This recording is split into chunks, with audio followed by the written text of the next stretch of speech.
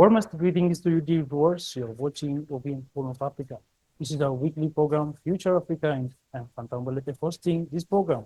Today, I'm joined by Dr. Leta Serra, Associate Professor of Economics at Jimma University, to talk about economic development and cooperation in Africa. Till the end of our program, stay with us. Dr. Leta, thank you very much for joining me and welcome to the program. Thank you for having me. Would you tell us a bit about yourself? Who is Dr. Leta Serra? Yeah, my name is Dr. Lata Sera. I am Associate Professor of Economics at Jimma University. Um, I joined Jimma University after graduating my Bachelor of Arts degree from Makerere University.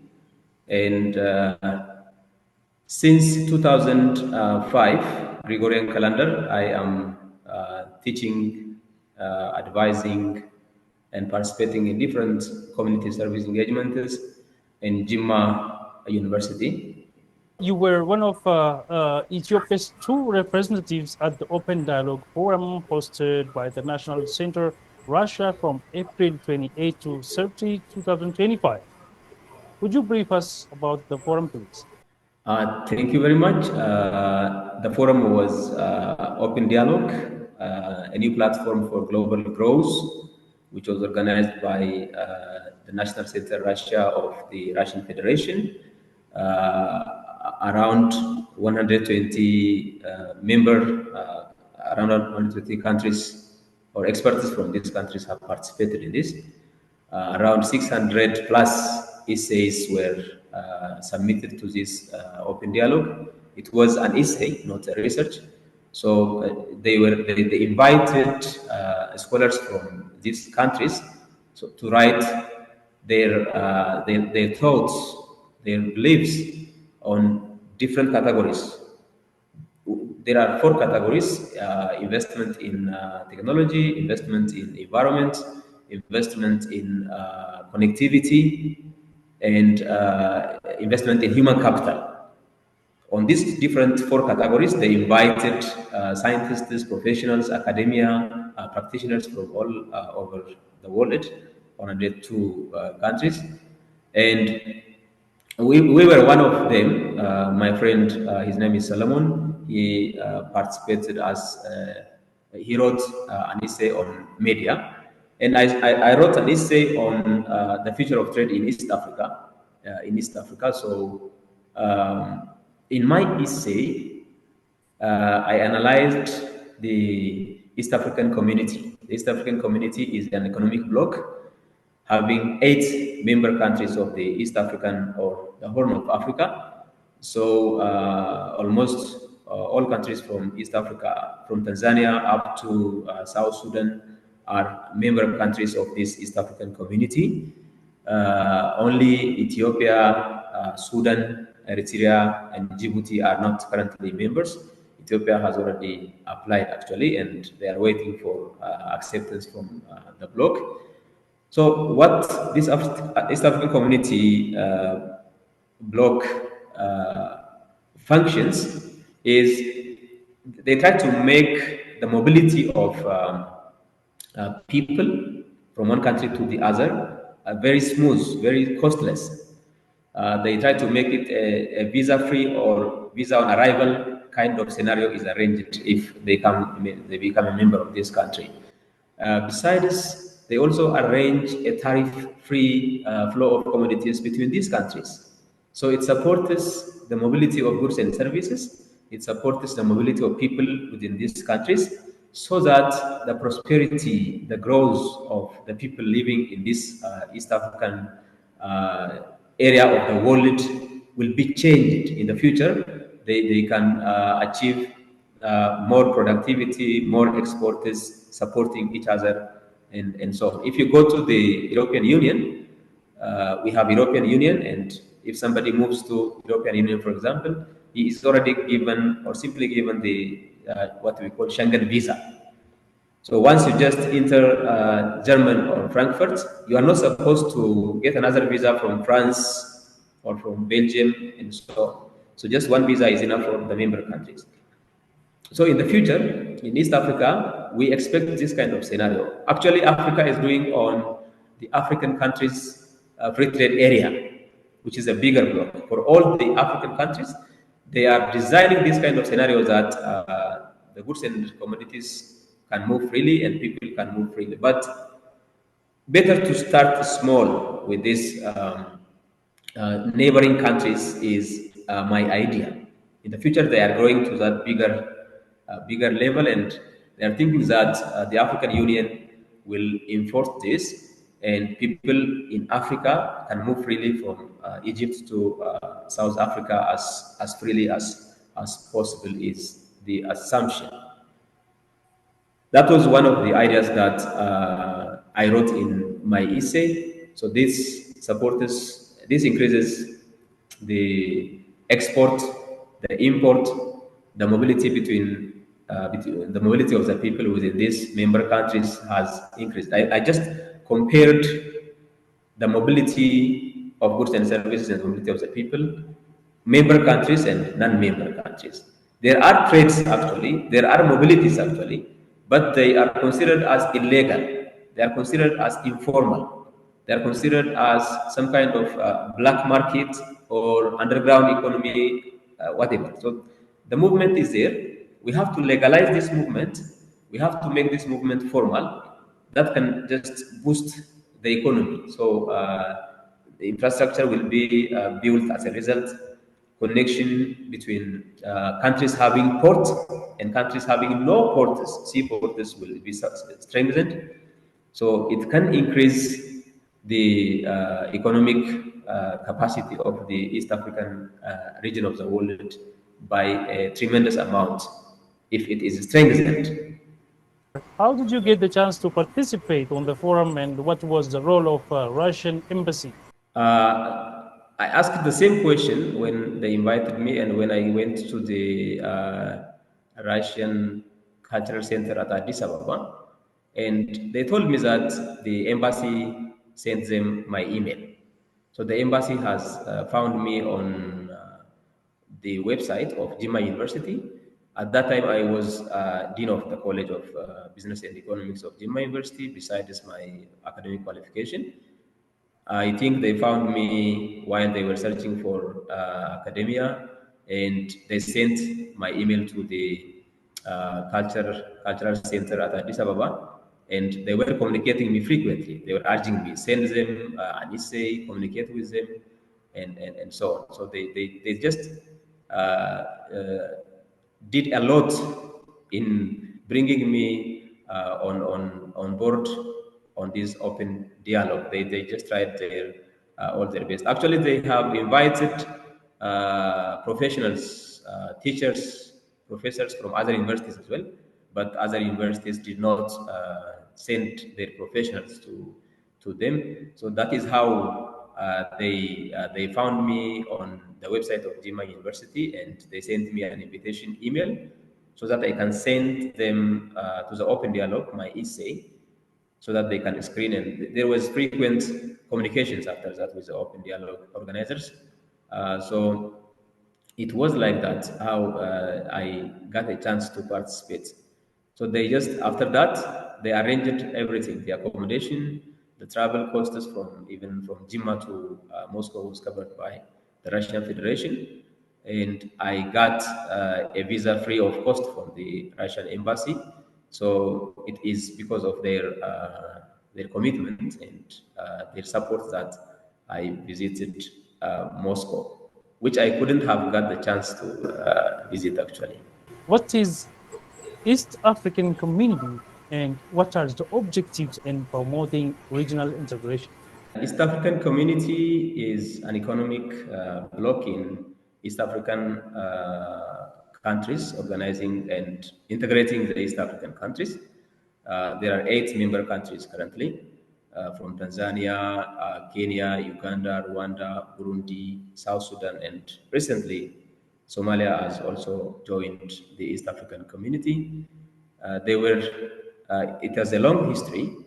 They started this kind of collaboration in the past, but they were failing, and then they were coming back again. So now it is functioning. Uh, the trade, the objective is making the trade export and import between these countries very smooth, almost around zero tariff, and they try to make the mobility of people between these countries um, visa free or visa on arrival.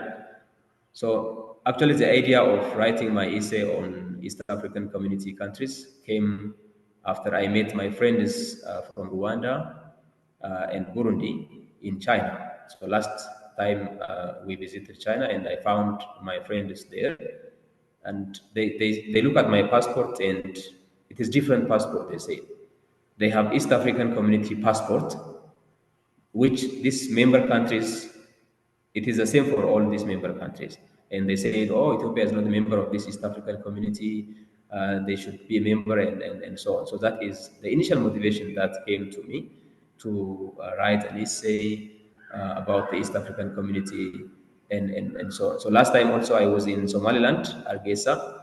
During that time, Ethiopians living in Puntland were being arrested, and they were trying to get back or deporting to Ethiopia. So the only reason is that they have no documents. So from that, if they had this East African community passport, and if they were members of this, Ethiopia was member of this East African community, this kind of challenges couldn't have happened. So now we have friends in different professions trying to go to Rwanda and other countries to find job and so on. But because of these costs associated with visa processing and other things, passport issues, they cannot travel. So it makes the East African community makes life easy for the member countries' citizens. They can travel easily, they can go easily and find job somewhere else, and they can just earn some income. So I have compared, as I've said earlier, the trade between these member countries is by far larger than the trade in non-member countries between Ethiopia and other East African community countries. So East African Community, ECA, East African Community, EAC, is a bloc that has visioned to make the East African community citizens prosperous, integrated, developed in the future. Dear our esteemed viewers, you are watching our weekly program, Future Africa. Stay tuned. How do you see the benefits that Ethiopia as a country gain from sending scholars like you to such global events? So when Ethiopian scholars visit the advanced, developed countries like Russia, even for a brief period like this, they get motivated, they get energized, and they bring some kind of lesson from these developed countries so that they can use in their academia of teaching, in their area of research, and even for themselves they can create different kind of collaborations between the different professionals everywhere. So that is actually what connectivity implies. So when we say investment in connectivity, one of it is sending our professionals, sending our experts easily to other countries. It's not only for the academia or for the teachers only, for the professors only, but if you can send your producers, your manufacturers, in some way to participate in their expos and other things, they learn something from that exposure, and they can bring that to their country so that they can have a better productivity, a better economic growth, and so on. So this kind of mobilities should be easy, and this kind of mobility should be encouraged because we learn a lot, we gain a lot from participating in this kind of opportunities. And actually, I thank the Russian Federation for organizing this kind of. It's just they everything is covered by them. There's no cost, just only you arrange your time, you send your essay, and you go and come back. So when you go out, you see that we are lagging behind by far. So you try to just think about how we can fill that gap in terms of infrastructure, in terms of education, in terms of human personality, thinking, and so on. So I I strongly encourage this kind of mobility for professionals in developing countries if they get any chance. You see, rather than being on the side of destructive destructive groups, they start becoming on the side of constructive groups because they will understand that we are lagging very much behind. When you don't go out, you think that this is the maximum that we have reached. That is why we are always fighting with each other. But if you move out and see that the world has left us by far behind, you always think of how we can come out of this backwardness. So this kind of visits, this kind of tours should be arranged, and we can learn a lot from them. Is my view here. As associate professor of economics or an expert of economics, how do you see Ethiopia's benefits of joining BRICS Plus and this economic bloc like EAC? Yeah, thank you very much. So that's a lot about collaboration, integration, and it is one way of innovative way of thinking of coming out of the problems, the economic problems that we are in now. So it is innovative in such a way that when you become a member of either the BRICS Plus, the EAC, the African Free Trade Area, or whatever, you are, one thing is you will get market access for your productions. If you have productions and if you want to sell them, so you can get easy and smooth arrangement of the markets in these economic blocks in the BRICS Plus or in the East African Community or in the African Free Trade Area. So it strengthens the production, it strengthens the export. So it also increases your importance in these areas. The reason why I'm saying this is that Ethiopia is a 120 million plus country. So that is a huge potential. It's a market. So member countries like Russia and China are strongly in need of this market, this Ethiopian market. So we are becoming very important country in these blocks, be it the East African Community, be it the African Free Trade Area, the BRICS Plus, whatever. When we become a strong member of these different economic integrations, it means that we are very much important.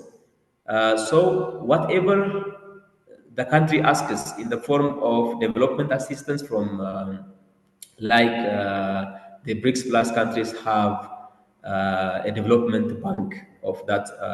So that bank is supporting financially the member countries. So if we are a strong and committed member of this kind of economic blocks, then anytime you ask for any kind of support, either in the form of foreign direct investment or in the form of financial support, they are ready to support you. They are ready to support you. But if you are not a member and if you don't want to be a member, there is no way that they can come to us and so on. So actually, I argued in my essay that Ethiopia is now a leading member in the IGAD, integrated integration for East African economic development. So, similar to the IGAD, similar to Intergovernmental Authority for Development, sorry, similar to IGAD, my argument is that Ethiopia should also lead the East African Community bloc because the East African Community bloc is more of on trade partnership. The IGAD, I believe, is on peace and security of the member countries. So if Ethiopia becomes, with its huge potential in terms of economy and in terms of population size, market size, if they become member of like the leading member of the East African community, that supports the development of the region, the development of the area, and the peace and security of the area can also be guaranteed if we take the lead. So, becoming a member of the BRICS Plus, the East African Economic Community, the African Free Trade Area, and other blocks is not bad. It is very good for the country. It's an asset. It's not a liability. So we can benefit a lot from those kind of issues. So Ethiopia is, we are in, we have a bright future, but currently we are lagging behind from different perspectives. So what is being undertaken in the country now, it's about it's about the synergy concept, the synergy concept that is started by our prime minister in the country can be expanded to the neighboring countries, and then we can grow together is the major assumption behind collaborations and economic integrations. I thank you again. As Ethiopia and Russia are members of BRICS Plus bloc, what do you expect from both countries further supporting each other on regional and global platforms? Russia Federation is a big country. We have a long history of collaboration between Ethiopia and Russia. Even the well-known Pushkin is said to be, or is believed to be by blood he's connected to Ethiopia. They say so. We have a blood relationship. It means so having this kind of relationship from advanced developed countries is very, very crucial. So we know that they are uh, producers of different kind of machineries and different kinds of high-tech products and so on. And we just produce and export coffee to Russia, and Russia is a huge producer of wheat also. So they also export these kind of materials to our country. So if we strengthen our collaboration in terms of trade, in terms of education, in terms of health, in terms of technology, and so on. So these are the areas where our country is doing in terms of relationship. In addition to politics and trade, they collaborate in the areas of education, in the areas of health, in the areas of technology, and so on. So strengthening this kind of collaboration is of significant. It contributes significantly to the growth of both countries. So this kind of mutual relationships benefits both countries. Russia gets what they need from Ethiopia, and Ethiopia, as a developing country, also gets what it needs from Russia. So there is one issue. We always talk about the shortage of foreign currency, dollar. And Russia and China are thinking about the issue of currency swap, what they call it. Without buying dollar, they are trying to just use their own currencies. So Russia can use their own rubles, and Ethiopia can use our own birr without the need for dollar. And this is a huge policy change if it is implemented. That means we always talk about the shortage of the dollar. Whatever you want to buy from Russia, for example, you have to buy dollar first. But now, if this change, or if this kind of agreement, there is this kind of agreement between Russia and Ethiopia also, China and Ethiopia also. If this kind of agreement is implemented, then the currency shortage can be a little bit. If the problem will be minimized in some way, so we can import our products from Russia without buying a dollar. We can import our products from China without bypassing the importance of dollar and so on. There is a pressure from the United States of America not to just do these kind of issues. We are as a country we are afraid of tariff and other things because, as you know, because of the previous wars in the north, the recent wars in the north, we are just removed from AGWA. That is what America can do. And even now, this kind of currency agreement is, we are afraid of some kind of tariff problems from the United States of America. Otherwise, what Ethiopia and China are trying to do is very important in trying to grow together. In what ways can East African community leverage technology to enhance trade among its member states? So when the East African community, when other countries, other remaining countries like Ethiopia, Djibouti, Sudan, and other countries become members, and when all become member of this East African community economic bloc, it means that they have a huge potential. So they will have their own technological and other support mechanisms for the member countries and for the producers within the countries. So East African community as an economic bloc is supposed to bring prosperity, bring peace and security and economic growth for the member countries. And one way they can do this is by investing in different aspects like infrastructure, like the customs unions, like the common market agreement is, and so on.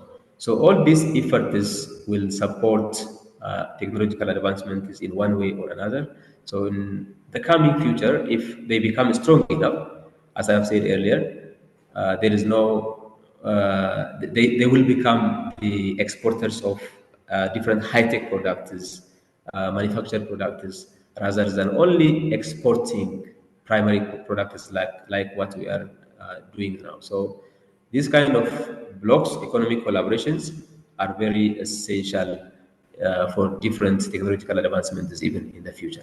Do you have any message you would like to forward to viewers watching us? Connections, collaborations are very crucial for the development, for the growth, for the prosperity of our people, of the countries of the world. So I recommend the concerned bodies to work on connectivity. So we have applied for becoming member of this East African community. So they have to push until we get acceptance. Ethiopia has applied for membership in World Trade Organization (WTO), and we are still waiting for becoming member of this huge economic bloc, World Trade Union. So this kind of collaboration, this kind of integrations are very crucial. So our government, concerned ministerial offices have to push forward because it is one way of reducing the problems within the country. So if the people, citizens are not able to find jobs here, as a country, we have to make it easy for them to find jobs elsewhere.